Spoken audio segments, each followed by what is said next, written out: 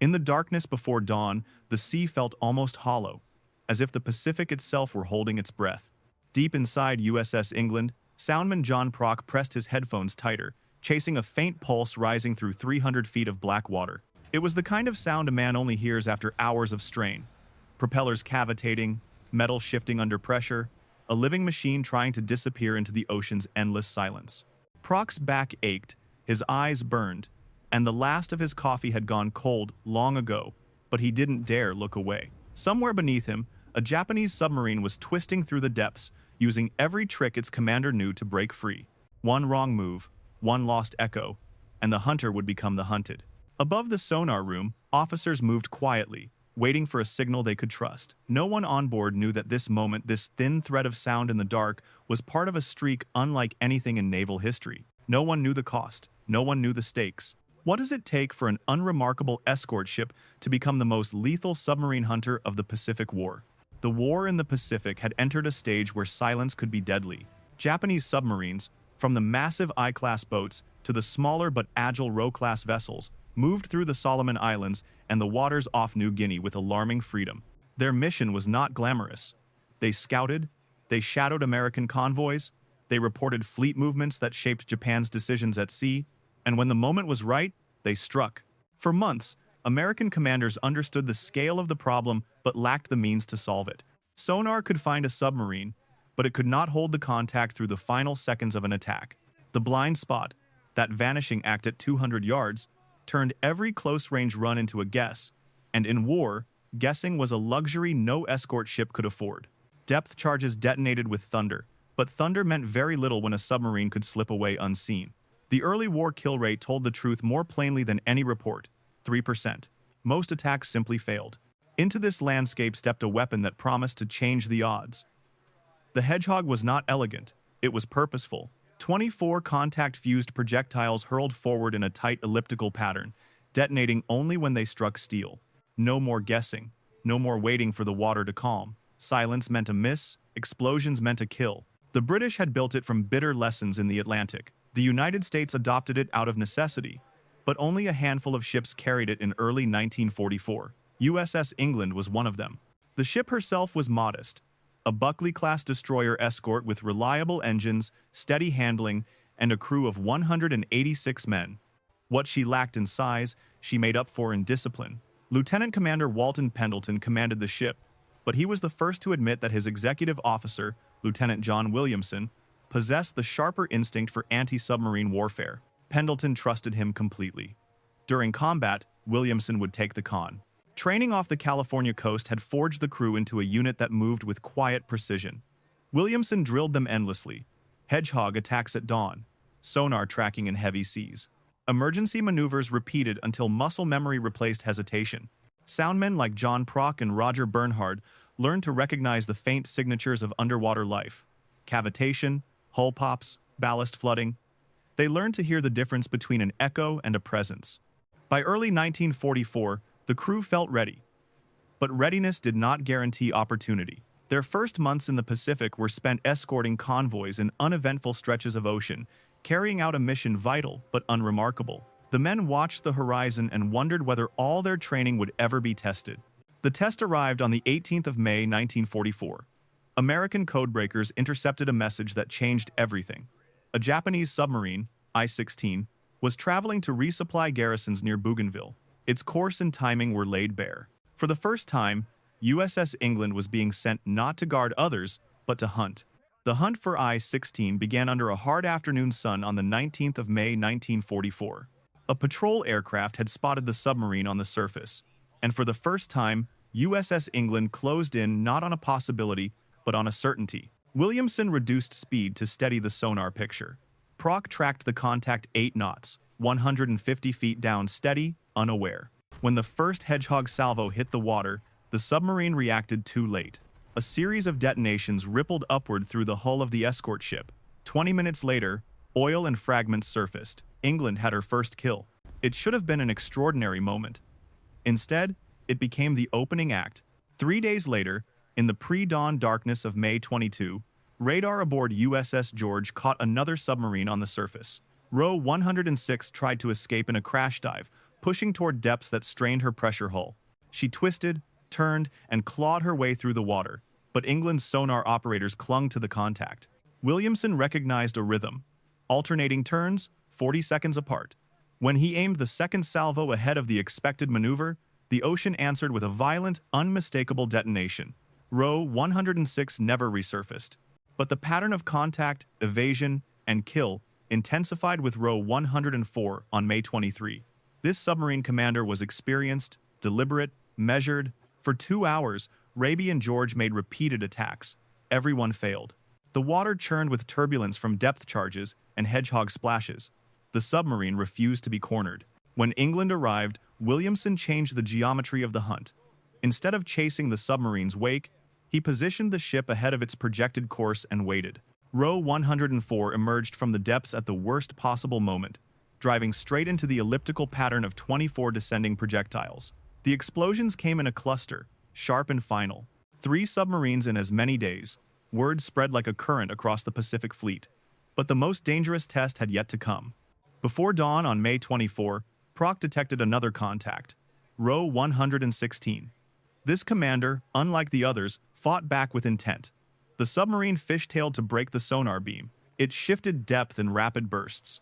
It transmitted loud, interfering pulses to create a wall of false echoes.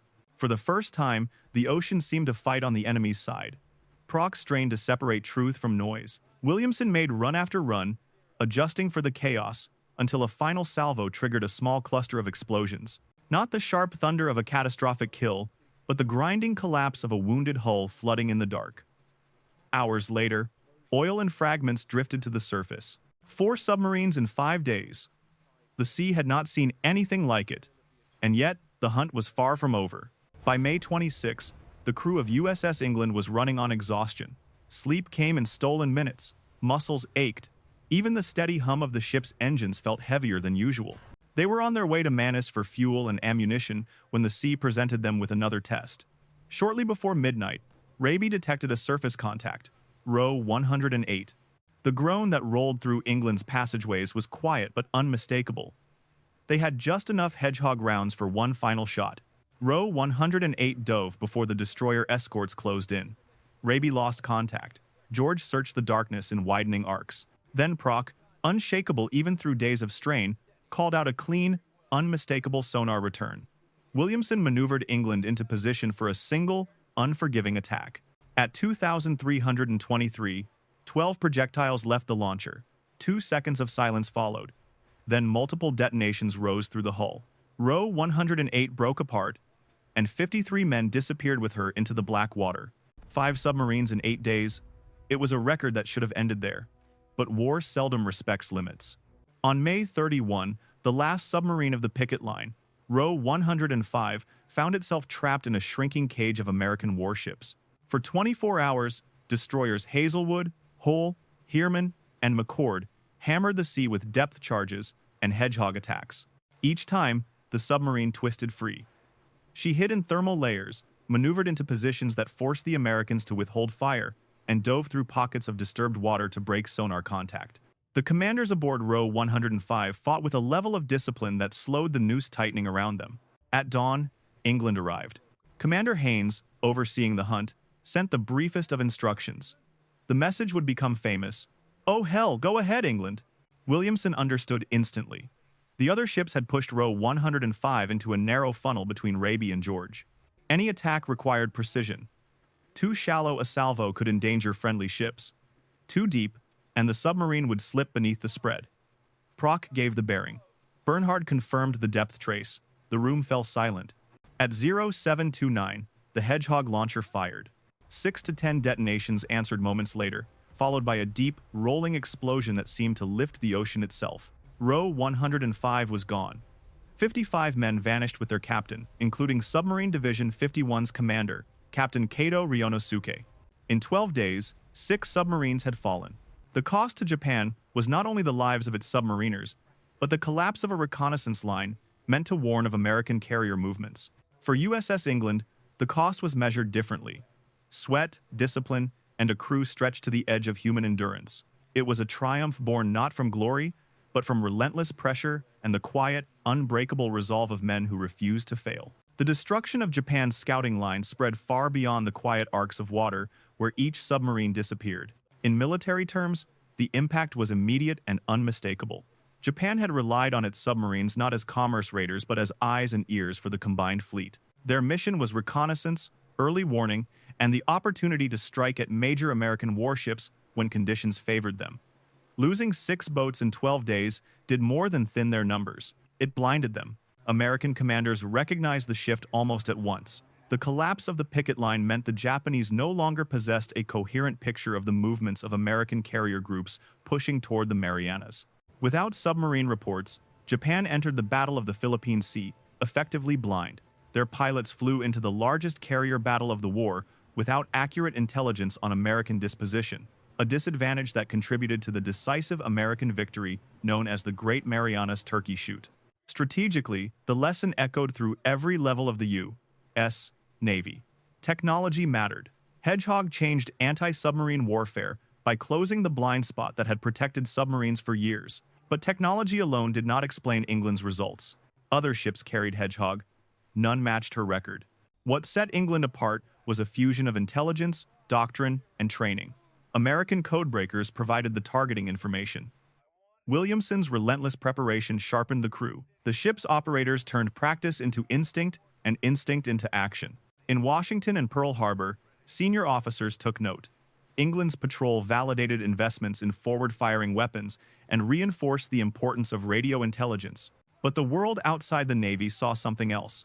A small escort ship, modest in appearance, rising through skill and discipline to deliver a strategic blow disproportionate to her size. Even among America's allies, the effectiveness of combined technology and intelligence reinforced broader truths about modern naval warfare. For Japan, the psychological cost was severe. Submarine commanders who once maneuvered with confidence became cautious, spending long periods submerged at speeds too slow for effective reconnaissance. They knew that a new threat existed in the Pacific, even if they did not yet understand its nature. Fear of the unknown can be as crippling as the weapon itself.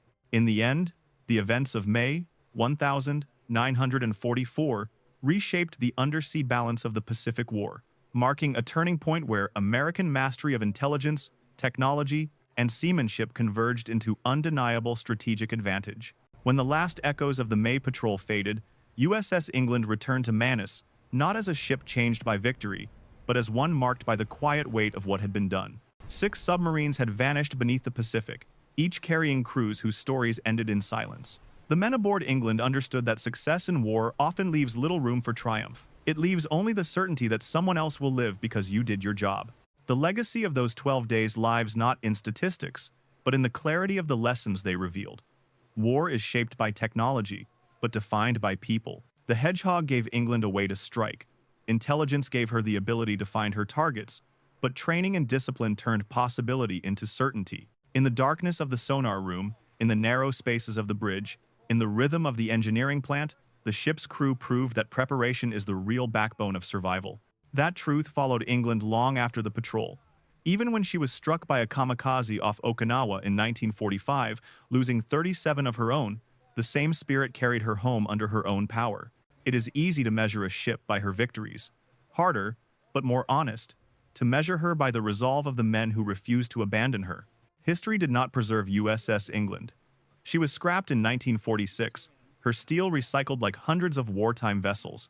Yet, her name endures because she embodied a principle as old as naval warfare itself.